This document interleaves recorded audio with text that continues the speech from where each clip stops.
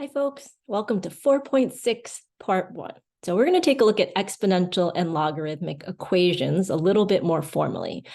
We've already seen a little bit how to solve some of these equations in like section 4.3, but now we're really going to come in and dive deep into this idea of solving equations. So let's get started with our what we know, okay?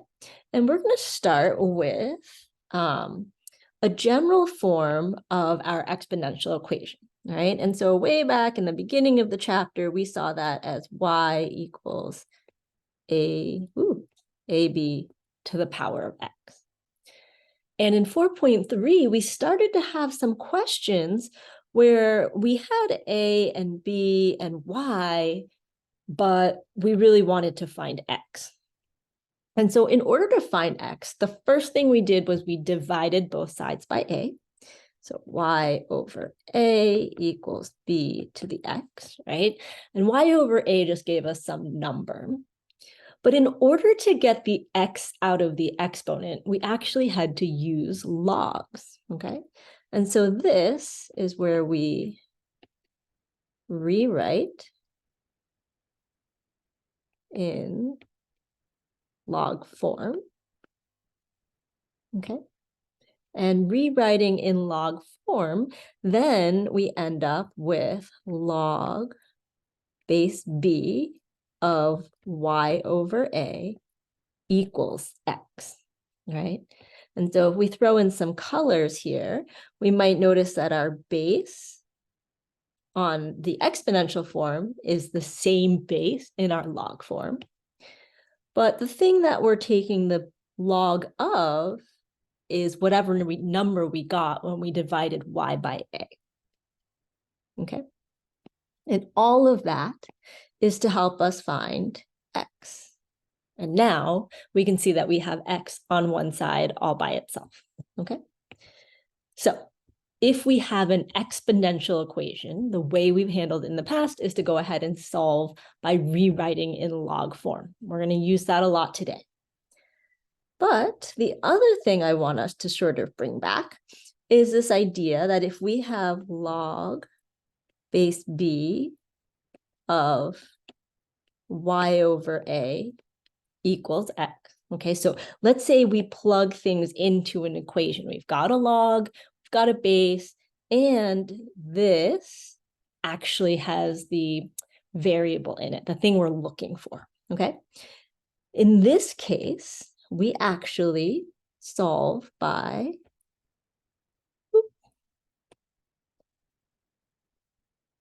rewrite in exponential form. Okay, so in this case, we actually rewrite it in exponential form. So if we get an equation and it has a log in it, we're going to have to use the exponential form in order to solve it. And so we would rewrite it as b to the x equals y over a. All right, and going back and using our colors, this base in the log is the base in the exponential form. All right. In this case, we are given the x, so we want all of our given numbers on the same side. And then the thing we're looking for, this y over a, now we've got that all on one side by itself, okay? So that's a little bit of a review of some of the stuff we've talked about, but let's take a look at what's new. All right, so in this section, we're going to be looking at solving exponential equations in 3 different flavors, okay? The first flavor is when they have the same base. The second flavor is when we have to use the log form that we just talked about.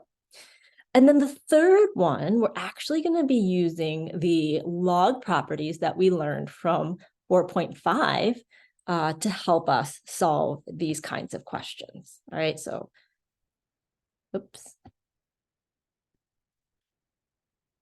This is the 4.5, sorry. So the factoring, we're actually just using things where we might have this idea of, and I'm going to call it a U substitution. All right. So we sometimes use another variable to sort of help us solve a more complicated problem. And this u is one way that we can sort of disguise the thing that we're looking for, okay? We're going to do in the second half of this, we're going to look at solving log equations again with same bases, using the exponential form that we just talked about. And then lastly, this is what I meant to say earlier, the log properties, which will come from that 4.5 video, okay? All right, so let's get started. We're going to do a few examples here in this first video, okay? All right, let's get started. We're going to start with solving exponential equations, all right, in the case when the bases are equal to each other. So let's take a look at example 0 over here, all right? Example 0 says 3 to the x equals 3 to the 7. Now, one thing that we might notice if we were in person together, we might notice that on this side I have a 3, and on this side I have a 3 as well, right? So the bases are the same. But it turns out that if we think about this logically, x has to be equal to 7, right? If the bases are the same, then the exponents also have to be the same. And so in this case, because the bases are the same, we can immediately say that x equals 7. Not too bad, right? So let's see what happens when we dress this up a little bit more, like we have in example 1.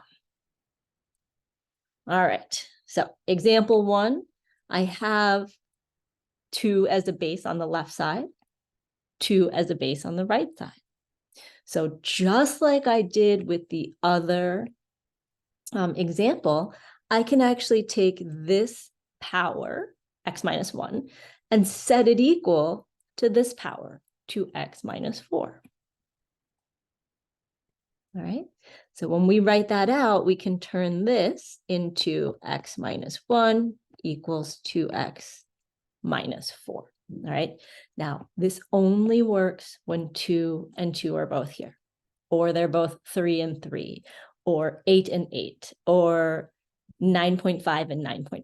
Okay, so we need those bases to be the same. Then we can do this step. All right, and from here, it's just a linear equation. All right, so I'm going to go ahead and subtract x from both sides, but at the same time, I'm going to add 4 to both sides.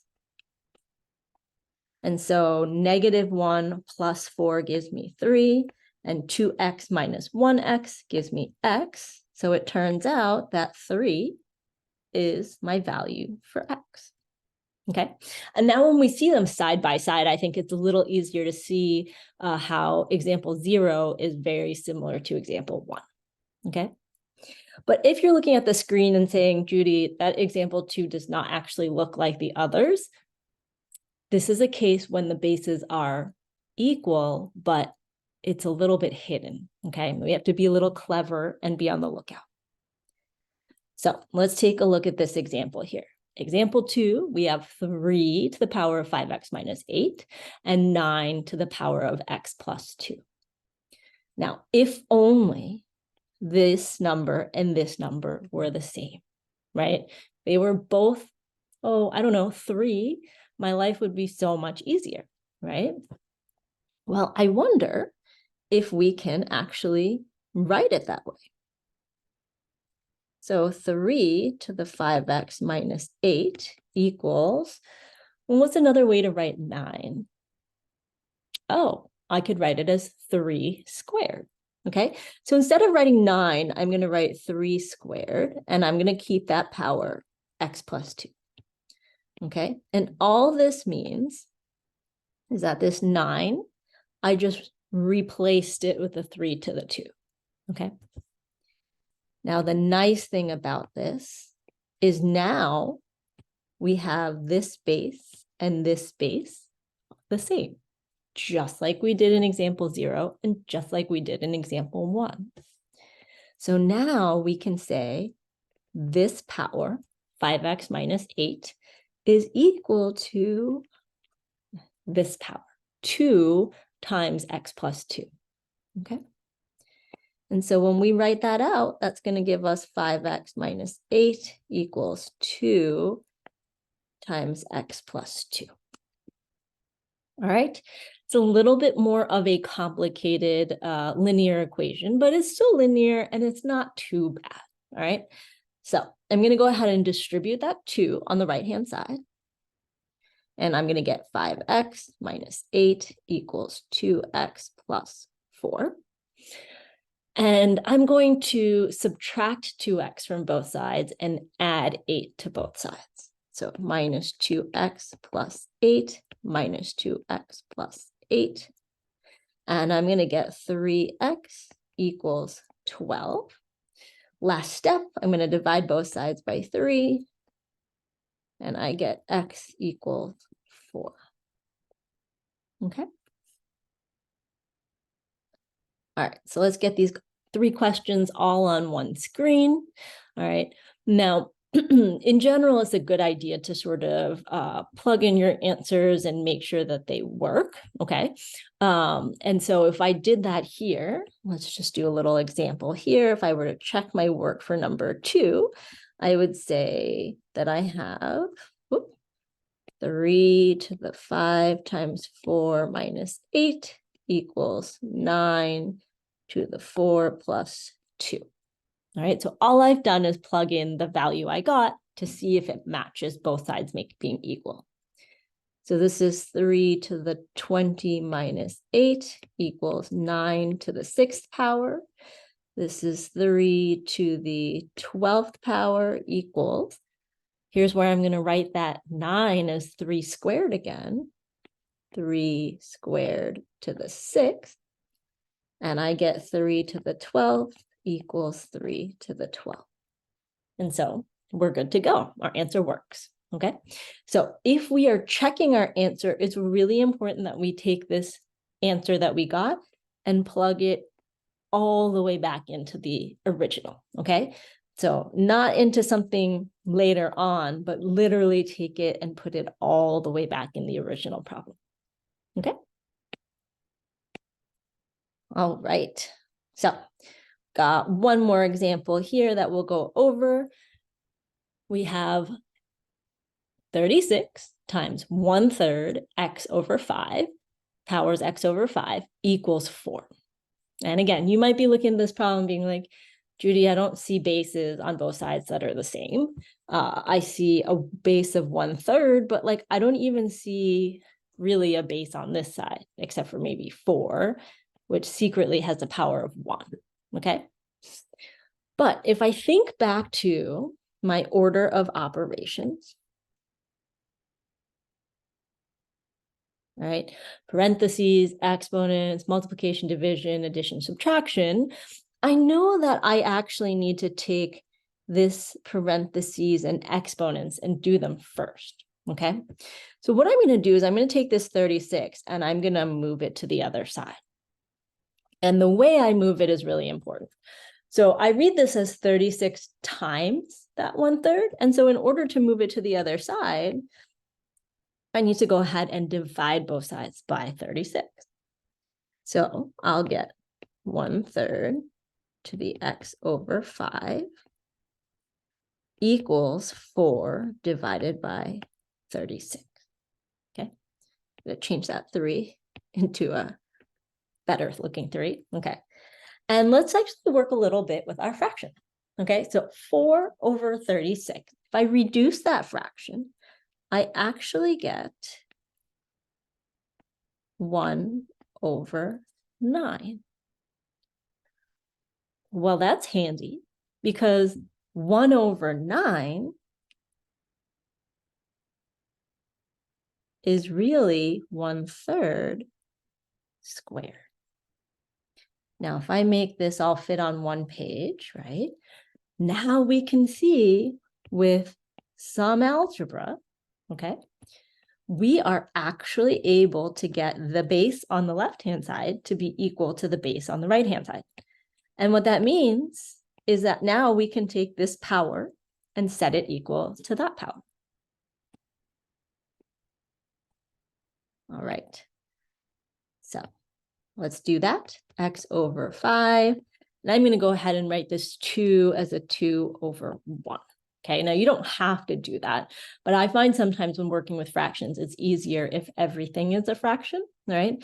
And the reason why I can do this is now I can say x times 1 is equal to 2 times 5, right? So 1x equals 2 times 5, or really I have x equals 10. All right. So this is our last example underneath this section of when the bases are equal, right? And so going all the way from a very straightforward one to some where I have to do a little bit of algebra before I can use that idea of setting the powers equal to each other. These are all in that flavor of what do we do when the bases are equal, okay? All right, well, that's it for the first part. Come on back for the second part.